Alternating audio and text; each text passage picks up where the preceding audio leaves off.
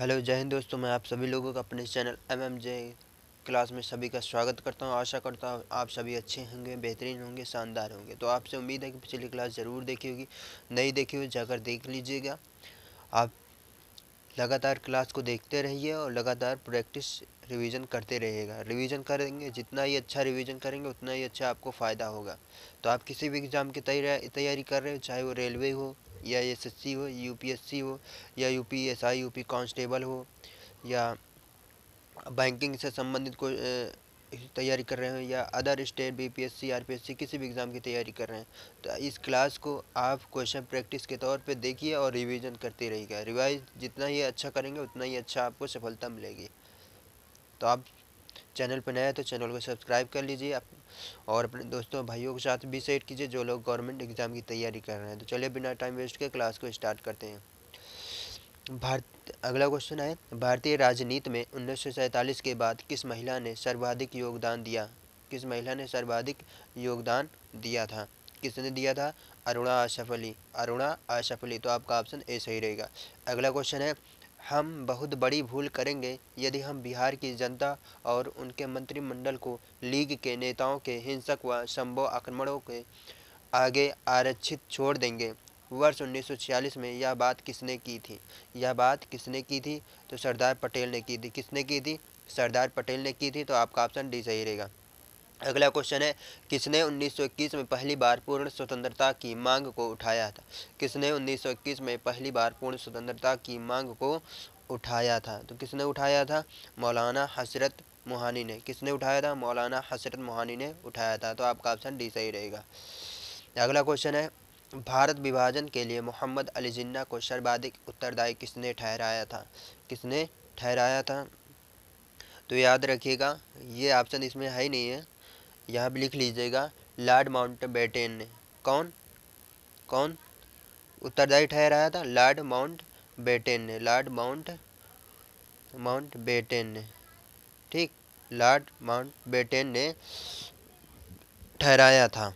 इनका कार्यकाल 1947 से 1948 के बीच में ठहरा था, याद रखिएगा।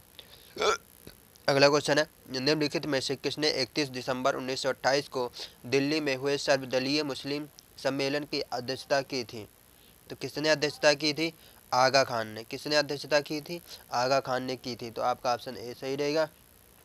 31 दिसंबर 31 दिसंबर 1928 से लेकर 1 जनवरी 1929 तक चला था। कब से तक? 1 जनवरी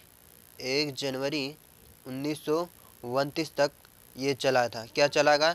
सर्वदलीय सम्मेलन की इसकी अध्यक्षता किसने की थी? आगा खान ने।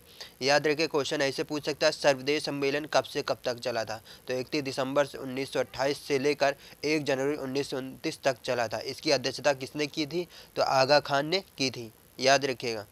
कहाँ पे सर्वदलीय मुस्लिम सम्मेलन हुआ था? दिल्ली में हुआ था। ये 4 पॉइंट याद रखिएगा। 4 पॉइंट पूछ सकता है आपको आपके एग्ज़ाम में, याद रखिएगा। तो डेली क्लास देखिए, डेली रिवाइज करते ही रहेगा। तो जितना भी अच्छा आप रिवाइज करेंगे उतना अच्छा आपको सफलता मिलेगी। अगला क्वेश्चन है, अगस्त 1930 के बनारस हिंदू महासभा के अधिवेशन की अध्यक्षता की थी? अध्यक्षता की थी कि तो पंडित मदन मोहन मालवीय ने की थी। बनारस हिंदू महासभा की अध्यक्षता किसने की थी? पंडित मदन मोहन मालवीय ने की थी। कब की थी? अगस्त 1930 में की थी। सन याद रखिएगा, ठीक। इसमें लगभग 1500 प्रतिनिधियों ने भाग लिया था। इसमें कितने प्रतिनिधियों ने भाग लिया था? याद रखिएगा, क्वेश्चन पूछ सकता कभी कभार। तो 1500 प्रतिनिधियों ने भाग लिया था, लिख लीजिएगा। अगला क्वेश्चन है, आधुनिक बिहार का निर्माता किसे माना जाता है? आधुनिक बिहार का निर्माता किसे माना जाता है? तो सच्चिदानंद सिन्हा को माना जाता है। किसे माना जाता है आधुनिक बिहार का निर्माता? इंपॉर्टेंट क्वेश्चन है, याद करते रहिएगा, रिवाइज करते रहिएगा। सच्चिदानंद सिन्हा। 4 नोट बनाकर लिख लीजिएगा किसी कॉपी में। आधुनिक बिहार का निर्माता किसे माना जाता है? सच्चिदानंद सिन्हा को माना जाता है, ठीक, याद रखिएगा। इन्होंने इन्हीं यानी सच्चिदानंद सिन्हा को संविधान का प्रथम अस्थायी अध्यक्ष बनाया गया था। क्या बनाया था इन्हें को? सच्चिदानंद सिन्हा को भारतीय संविधान सभा का प्रथम अस्थायी अध्यक्ष बनाया गया था। अस्थायी अध्यक्ष बनाया गया था, याद रखिएगा, लिख लीजिएगा।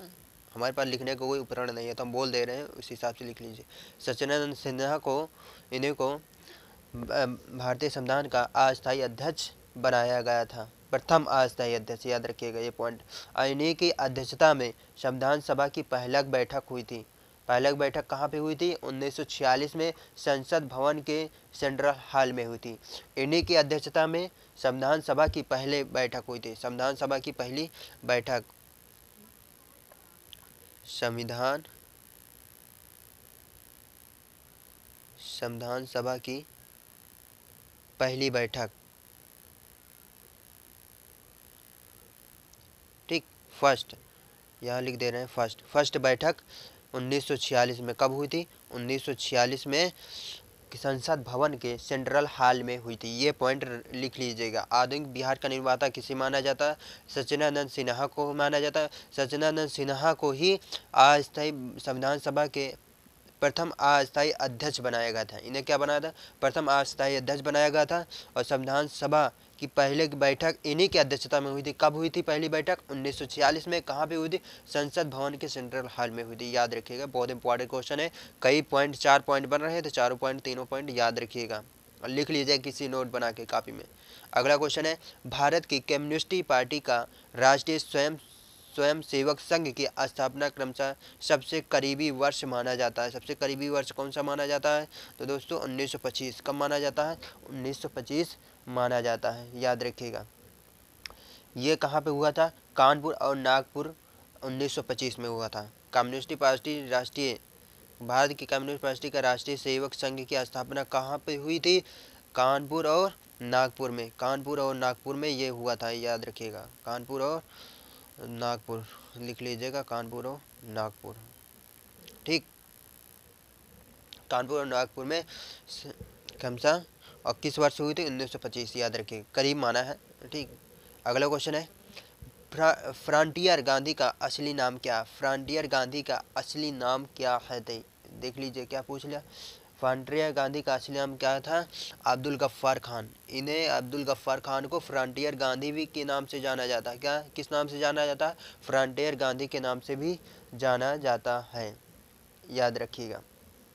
और इन्हें बाचा खान के नाम से भी जाना जाता है, फ़ख्र ए अफ़गान के नाम से भी जाना जाता है। अब्दुल खान गफ्फार को फ्रंटियर गांधी के नाम से जाना जाता है, और बाचा खान के नाम से जाना जाता है, और फ़ख्र ए अफ़गान के नाम से भी जाना जाता है। इन्हें वर्ष 1987 में भारत रत्न की उपाधि से सम्मानित किया गया था। किस किस उपाधि से? भारत 1987 में, लिख लीजिएगा, 1987 में भारत रत्न। कौन से रत्न? भारत रत्न। भारत रत्न से सम्मानित किया गया ना, ठीक। भारत रत्न कब मिला था? 1987 में इन्हें मिला था। इन्हें और इनका क्या नाम है? बाचा खान लिख लीजिए, बाचा खान। फ़ख्र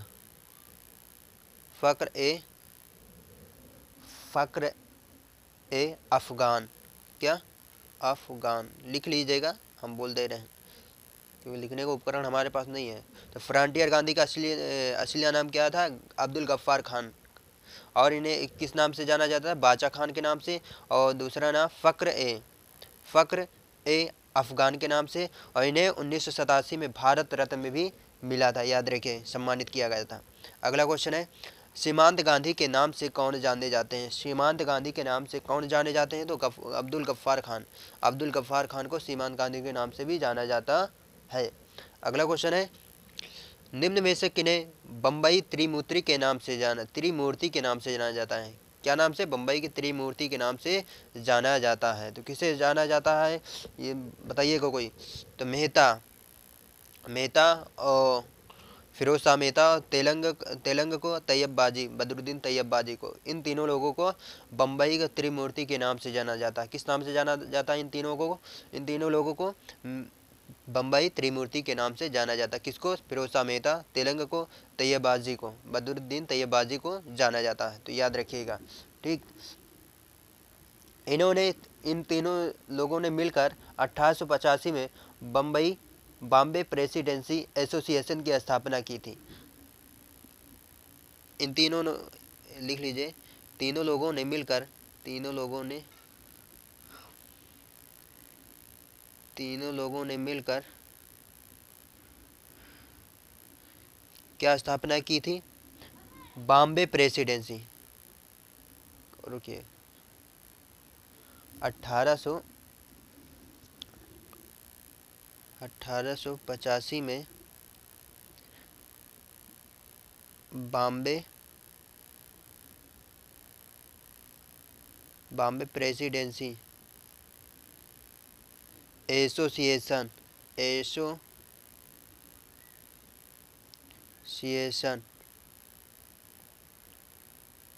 बॉम्बे प्रेसिडेंसी एसोसिएशन की स्थापना की थी। क्या थी? स्थापना की थी, याद रखिएगा। फिरोज शाह मेहता और तिलक और बदरुद्दीन तैयब जी, ये तीनों लोगों ने मिलकर 1885 में बॉम्बे प्रेसिडेंसी एसोसिएशन की स्थापना की थी। इन तीन लोगों को और किस नाम से जाना जाता है? बम्बई त्रिमूर्ति के नाम से जाना जाता है। अगला क्वेश्चन है, अंग्रेजों के विरुद्ध खान अब्दुल गफ्फार खान द्वारा प्रारंभ किए गए आंदोलन का क्या नाम था? आंदोलन का क्या नाम था? तो लाल कुर्ती, ठीक, रेड शर्ट के नाम से भी जाना जाता है, याद रखिएगा, लाल कुर्ती रेड शर्ट। अगला क्वेश्चन है, निम्नलिखित में से किसने डॉक्टर भीमराव अंबेडकर पर यह कहकर आक्रमण किया अंबेडकर को उदार ब्रिटिश सरकार द्वारा थोपा गया नेतृत्व प्राप्त हुआ था, क्योंकि उनकी सेवाएं राष्ट्रवादी नेताओं को बाधा पहुंचाने के लिए आवश्यक नहीं थी। तो ये किसने कहा था? तो डॉक्टर बी एस मुंजे ने।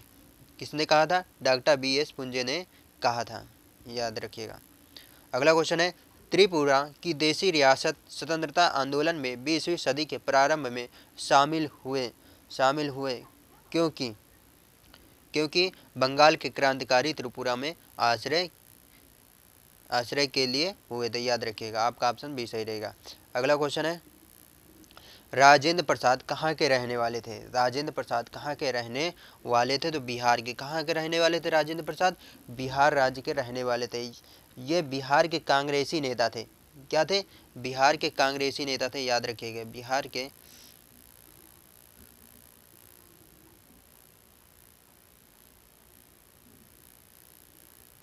के कांग्रेसी नेता थे, ठीक, याद रखिएगा, पूछ लेगा।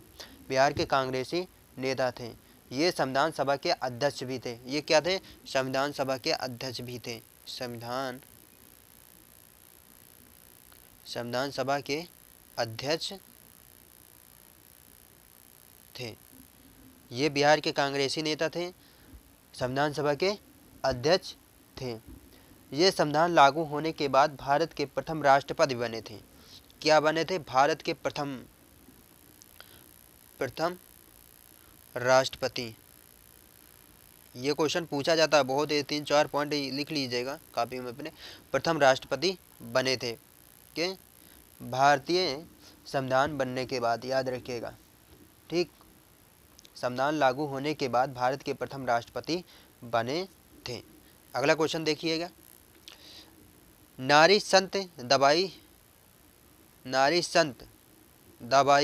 शिष्या थी। किसकी थी शिष्या? तो संत चरणदास की। किसकी थी? संत चरणदास की शिष्या थी। इन्होंने ये राजस्थान की जन्मी। इनका जन्म कहाँ हुआ था? राजस्थान में। कहाँ पे हुआ था? लिख लीजिएगा, राजस्थान राज्य में इनका जन्म हुआ था। इनकी प्रसिद्ध रचना है दयाबोध।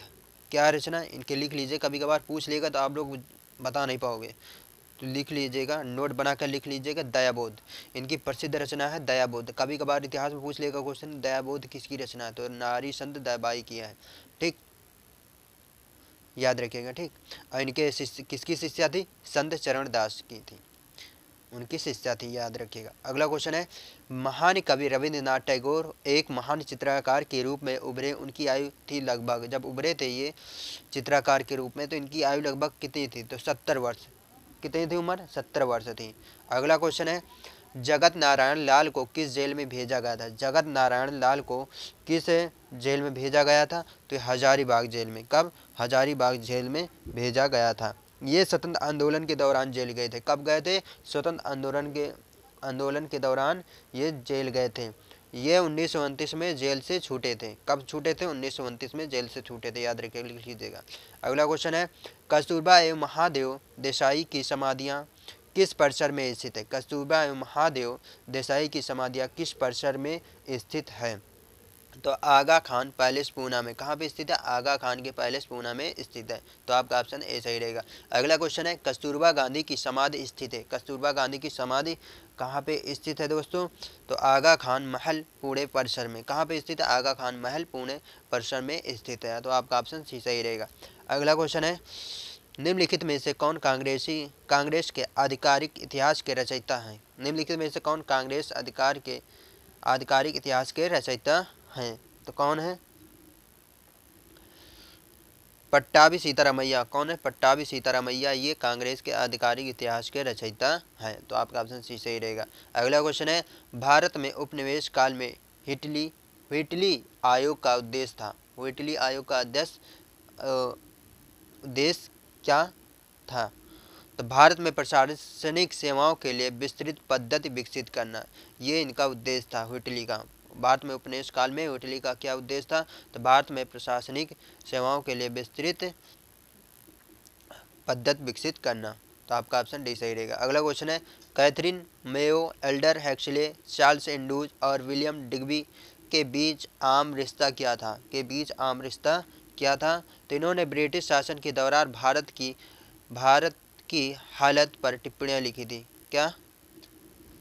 इन्होंने ब्रिटिश शासन के दौरान भारत की हालत पर टिप्पणियां लिखी थी। इनके बीच यही रिश्ता था इन लोगों के बीच में। अगला क्वेश्चन है, बंगाल दुर्भिक्ष का वर्ष है जिसमें लाखों लोग दिवंगत हुए थे।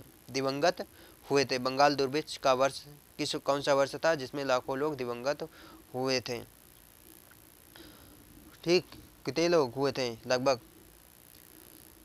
तो इनका 1943 में। बंगाल दुर्भिक्ष का वर्ष कौन सा था? 1943 था। ठीक, इसमें लगभग 1.5 मिलियन लोग से लेकर 4 मिलियन तक का दिवंगत हुए थे। कितने? 4 मिलियन तक का दिवंगत हुए थे, याद रखिएगा। ये लोग इसमें मारे गए थे, याद रखिएगा। अगला क्वेश्चन है, विश्व में शांति और आपसी सहयोग स्थापित करने के लिए जवाहरलाल नेहरू जी ने कौन सा सिद्धांत प्रस्तुत किया था? कौन सा सिद्धांत प्रस्तुत किया था? तो गुट निरपेक्षता का। कौन सा सिद्धांत प्रस्तुत किया था? गुट निरपेक्षता का सिद्धांत प्रस्तुत किया था। अगला क्वेश्चन है, 15 अगस्त 1947 के बाद भारत का कौन सा भाग पुर्तगाल के अधीन बना रहा? पुर्तगाल के अधीन बना रहा। तो कौन सा था? गोवा जो है 15 अगस्त 1947 के बाद भारत का कौन सा भाग पुर्तगाल के अधीन बना रहा? तो गोवा वो राज्य था, ठीक, जो पुर्तगालियों के अधीन बना रहा था। अगला क्वेश्चन है, भारत में 15 अगस्त 1947 के पश्चात भी किस औपनिवेशिक शक्ति के विरुद्ध स्वाधीनता संघर्ष जारी रखना पड़ा था? तो पुर्तगीज। किसके विरुद्ध? पुर्तगीज के विरुद्ध संघर्ष जारी रखना पड़ा था भारत को 15 अगस्त 1947 के बाद भी, याद रखिएगा। ठीक, आपका ऑप्शन डी सही रहेगा। अगला क्वेश्चन है, निम्न में से जवाहरलाल नेहरू के लिए कौन सा वक्तव्य सत्य नहीं है? कौन सा वक्तव्य सत्य नहीं है? तो वे जर्मन राष्ट्रवाद से प्रभावित थे, ये सत्य नहीं है। आपका ऑप्शन डी सही रहेगा। अगला क्वेश्चन है, स्वतंत्रता पूर्व बिहार में निम्नलिखित में से एक वर्चस्वशाली जाति नहीं थी। वर्चस्वशाली जाति नहीं थी स्वतंत्रता पूर्व बिहार में। स्वतंत्रता से पहले बिहार में कौन सी वर्चस्वशाली जाति नहीं थी? तो याद रखिए, बहुत इंपॉर्टेंट क्वेश्चन है, पूछ लिया आपसे। कुर्मी। कौन सी जात नहीं थी? कुर्मी। तो आपका ऑप्शन डी सही रहेगा। अगला क्वेश्चन है, निम्न में से कौन सी घटना सबसे पहले हुई थी? निम्न में से कौन सी घटना सबसे पहले हुई थी? तो याद रखिएगा, कौन सी हुई थी सबसे पहले घटना? दीनबंधु मित्र ने नील दर्पण का लेखन किया था। तो ये आपका ऑप्शन बी सही रहेगा। अगला क्वेश्चन है, ब्रिटिश हाउस ऑफ कॉमन्स का चुनाव जिस प्रथम भारतीय ने लड़ा था वह थे। ब्रिटिश हाउस ऑफ कॉमन्स का चुनाव जिस प्रथम भारतीय ने लड़ा था वह कौन थे? तो याद रखिएगा, दादा भाई नौरोजी ने ये ब्रिटिश हाउस ऑफ कॉमन्स का चुनाव लड़ा था। तो प्रथम भारतीय लड़े थे, याद रखें। दादा भाई नौरोजी, आपका ऑप्शन नहीं सही रहेगा। अगला क्वेश्चन है ब्रिटिश संसद के सदस्य के रूप में चुने जाने वाले प्रथम भारतीय कौन थे? बहुत इंपॉर्टेंट क्वेश्चन है। क्या लिखा है? ब्रिटिश संसद के सदस्य के रूप में चुने जाने वाले प्रथम भारतीय कौन थे? तो दादा भाई नौरोजी थे। कौन थे? दादा भाई नौरोजी, आपका ऑप्शन बी सही रहेगा। भारत में अप्रत्यक्ष निर्वाचन की प्रथा किस वर्ष में आरंभ की गई थी? भारत में अप्रत्यक्ष निर्वाचन की प्रथा किस वर्ष से आरंभ की गई थी? याद रखिएगा 1892। 1892 से भारत में अप्रत्यक्ष निर्वाचन की प्रथा आरंभ की गई थी। ठीक, बहुत इंपॉर्टेंट क्वेश्चन ये भी। देवबंद के उस विद्वान का नाम बताएं जिन्होंने स्वतंत्रता आंदोलन में महत्वपूर्ण भूमिका निभाई थी? महत्वपूर्ण भूमिका निभाई थी तो कौन थे? अब्दुल कलाम आज़ाद। कौन थे? अब्दुल कलाम आज़ाद। इन्होंने देवबंद के का नाम बताएं जिन्होंने स्वतंत्रता आंदोलन में महत्वपूर्ण भूमिका निभाई थी। ये आज़ाद जी देवबंद से संबंधित थे। किससे संबंध था इनका? देवबंद से। इनका संबंध किससे था? देवबंद से संबंध था, याद रखिएगा। ये कांग्रेस के अध्यक्ष कितने साल तक रहे? लगातार 6 वर्षों तक इन्होंने 1940 से, लिख लीजिएगा, हमने कई बार लिखवाया, 1940 से 1946 तक ये लगातार भारतीय राष्ट्रीय कांग्रेस के अध्यक्ष रहे। भारतीय राष्ट्रीय कांग्रेस के लगातार 6 वर्ष तक अध्यक्ष रहे, याद रखिएगा। ठीक, और इन्होंने अल नदवाह का प्रकाशन भी किया था। क्या प्रकाशन किया था? अल नदवाह का प्रकाशन किया था। ठीक, इनकी प्रसिद्ध रचना, इनकी प्रसिद्ध पुस्तक कौन थी? India wins freedom. क्या थी? आप लोगों को पता होगा, कुछ लोगों को, कुछ लोगों जिसको नहीं पता वो लिख लीजिएगा। इनकी प्रसिद्ध पुस्तक क्या थी? याद रखिएगा, पूछा जाता है क्वेश्चन, कई बार पूछा गया क्वेश्चन है ये। इंडिया फ्रीडम, इंडिया लिख लीजिए, इंडिया विंस फ्रीडम, याद रखिएगा। ठीक, इतना बात याद रखिएगा। ठीक है, अगला क्वेश्चन है भारतीय स्वतंत्रता की प्रथम औद्योगिक नीति जिस वर्ष घोषित की गई थी वह कौन सा वर्ष था? स्वतंत्र का लिखा है स्वाधीन भारत की प्रथम औद्योगिक नीति जिस वर्ष घोषित की गई वह वर्ष कौन सा था? तो याद रखिए 1948 में घोषित किया गया था। आपका ऑप्शन भी सही रहेगा। अगला क्वेश्चन है भारत के किस प्रांत में सर्वप्रथम साम्यवादी सरकार की स्थापना हुई थी? साम्यवादी सरकार की स्थापना कहाँ हुई थी? केरल में। कहाँ पे हुई थी दोस्तों? केरल में हुई थी। कब हुई थी? 1957 में हुई थी। कब हुई थी? केरल में 1957 में सर्वप्रथम साम्यवादी सरकार की स्थापना हुई थी। किस प्रांत में पूछा जाए तो केरल प्रांत में स्थापना हुई थी 1957 में। भारत में शिक्षक दिवस कब मनाया जाता है? तो कब मनाया जाता है? 5 सितंबर को मनाया जाता है। कब मनाया जाता है भारत में शिक्षक दिवस? किसकी जयंती पर मनाया जाता है? ये भी कमेंट करके जरूर बताइएगा। किसकी जयंती पे भारत में शिक्षक दिवस मनाया जाता है? किसकी जयंती पे? तो कमेंट करके जरूर बताइएगा। 5 सितंबर को मनाया जाता है। कब मनाया जाता है? 5 सितंबर को मनाया जाता है। अगला क्वेश्चन है राष्ट्रीय पत्रकारिता दिवस कब मनाया जाता है? राष्ट्रीय पत्रकारिता दिवस कब मनाया जाता है? तो कब मनाया जाता है? 16 दिसंबर को। कब मनाया जाता है? राष्ट्रीय पत्रकारिता दिवस कब मनाया जाता है?